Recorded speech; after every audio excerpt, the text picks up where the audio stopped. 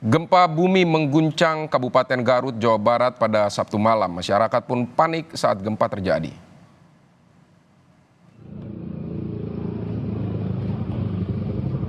Kepala BMKG Dwi Korita menyatakan gempa yang terjadi di Garut pertama kali bermagnitudo 6,5. Lalu dengan banyaknya data yang telah masuk di BMKG pun memutakhirkan menjadi 6,2.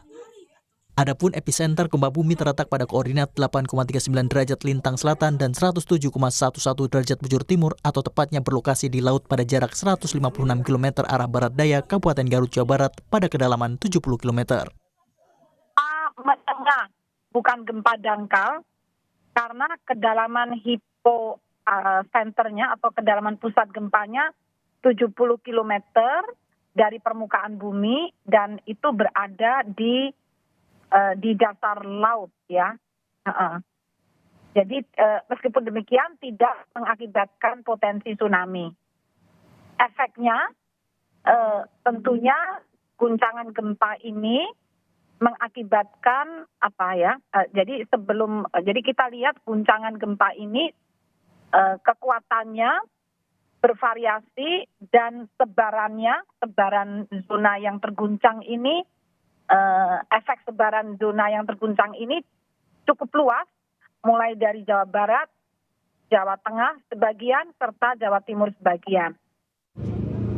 Warga merekam peristiwa gempa bumi di Kabupaten Garut, Jawa Barat.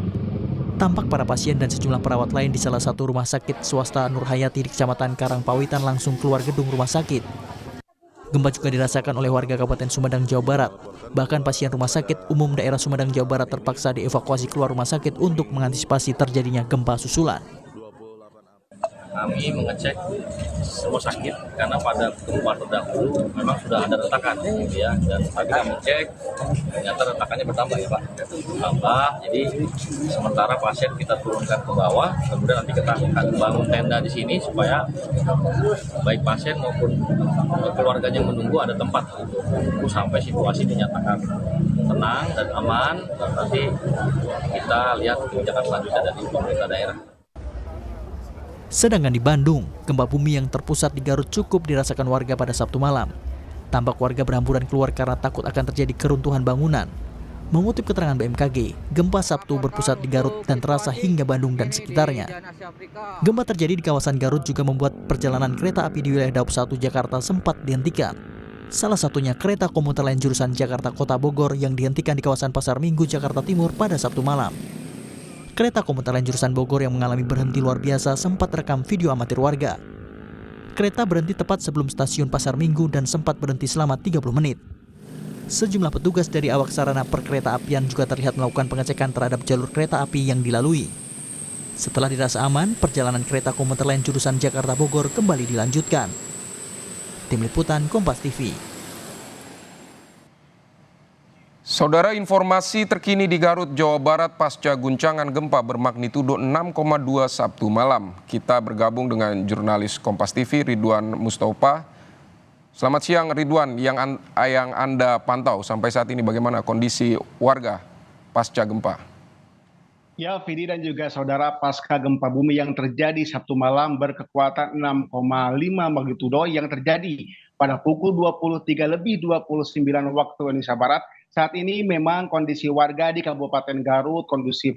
Walaupun demikian, pasca gempa yang terjadi semalam, pemerintah Kabupaten Garut melalui Badan Penanggulangan Bencana Daerah atau BPBD Kabupaten Garut mencatat sedikitnya ada 41 rumah yang terkena dampak dari gempa semalam, di mana 41 rumah tersebut tersebar di 16 kecamatan di Kabupaten Garut, mulai dari Kecamatan Pamengpek, Talegong, Banjarwangi, Singajaya, Bungbulang, hingga di Kecamatan Cilawu dan juga Sucinaraja. Dari 16 kecamatan tersebut yang memang terdampak dari gempa semalam, sedikitnya ada 4 orang yang menjadi korban atau mengalami luka-luka, di mana 4 orang tersebut mengalami luka ringan, yang mana 4 orang tersebut terbagi kepada 3 wilayah di 3 kecamatan, mulai di Kecamatan Pamengpek, di Sompet, dan Singajaya. Meskipun demikian, tidak ada korban jiwa dalam peristiwa gempa semalam. Namun demikian, pemerintah Kabupaten Garut bersama TNI, Polri, BPBD dan juga para relawan saat ini sedang menyebar melakukan asesmen dan juga peninjauan ke lapangan manakala adanya warga yang mengalami korban yang memang saat ini belum terdata. Jadi memang hingga saat ini korban atau rumah yang terdampak akibat gempa semalam berjumlah 41 rumah. Terdiri dari rusak berat, rusak ringan dan juga rusak sedang. Tak hanya itu, saudara dan juga Vidi, ada juga fasilitas lain seperti halnya sekolah dan juga rumah sakit milik pemerintah Kabupaten Garut yang berada di Kecamatan Pamempek, di mana rumah sakit tersebut waktu semalam terjadi kepanikan sehingga pasien dan juga warga yang berada di rumah sakit tersebut berhamburan keluar rumah sakit termasuk perawat yang ada di sana. Namun demikian, siang ini aktivitas di rumah sakit Pamempek sudah kembali normal. Demikian, Vidi. Baik, Ridwan, 41 rumah Anda sebut rusak. Nah, ini bagaimana dari pemerintah? Apakah ada jaminan untuk melakukan perbaikan atau seperti apa, Ridwan? Memang 41 rumah yang terkena dampak tersebut, baik itu rusak berat, sedang dan juga ringan. Saat ini memang pemerintah Kabupaten Garut tidak menyediakan tempat pengungsian.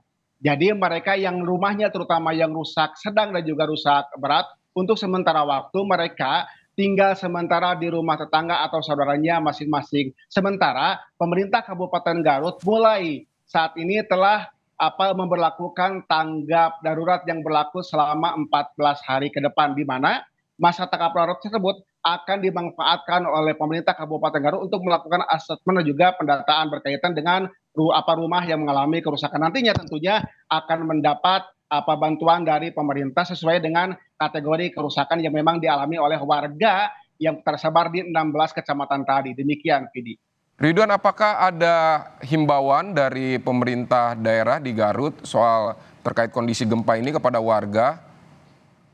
Meski memang kondisi di Kabupaten Garut sekarang kondusif, tapi pemerintah tidak henti-hentinya termasuk koalisi yang berada, terutama yang berada di kawasan wisatawan di daerah Garut Selatan, untuk terus melakukan himbauan terhadap warga, terhadap pengunjung yang berada di Kecamatan Pamempek, Cisompet, dan juga Cikelet untuk menjauh dari kawasan pantai untuk mengantisipasi adanya gempa susulan. Termasuk pemerintah Kabupaten Garut pun menghimbau kepada warga untuk tetap waspada dan hati-hati manakala untuk mengantisipasi adanya gempa susulan sebagaimana yang terjadi pada semalam. Seperti itu. Namun demikian, pemerintah pun menghimbau juga kepada masyarakat agar tidak mudah terpancing atau mudah percaya dengan informasi-informasi yang menyebar luas di media sosial yang memang secara kebenarannya belum tentu benar. Jadi pemerintah menghimbau kepada masyarakat untuk tetap waspada tapi tidak terjebak dengan informasi-informasi hoax yang memang saat ini beredar luas di media sosial. Demikian, Vidi.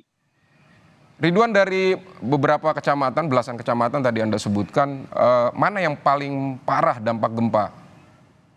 Memang kalau kecamatan yang paling parah terkena dampak semalam itu terjadi di daerah kawasan Garut Selatan. Seperti halnya yang tadi saya sebutkan, mulai dari Kecamatan Singajaya, Banjarwangi, Pamempek, Cikelet, hingga Kalegong. Tapi mesti demikian, tidak hanya di kecamatan yang berada di kawasan Garut Selatan saja. Seperti halnya di Kecamatan Cilawu, Susinaraja yang memang lokasinya tidak jauh dari kawasan Garut Kota, itu pun terkena dampak. Jadi memang untuk gempa semalam ini kondisinya memang tidak terpusat di satu titik tapi tersebar di beberapa titik sehingga yang jumlah 41 rumah tadi tidak tersebar atau tidak terpusat di satu kecamatan saja tapi menyebar di beberapa titik seperti itu, sehingga memang saat ini berbagai upaya terus dilakukan termasuk para pejabat di lingkungan Pemkab Garut sekarang sudah mulai menyebar ke beberapa kecamatan untuk melihat dan juga menginventarisir kerusakan-kerusakan manakala nantinya ada kerusakan yang memang ada kerusakan susulan di luar dari jumlah yang 41 rumah tadi. Demikian, Vidi.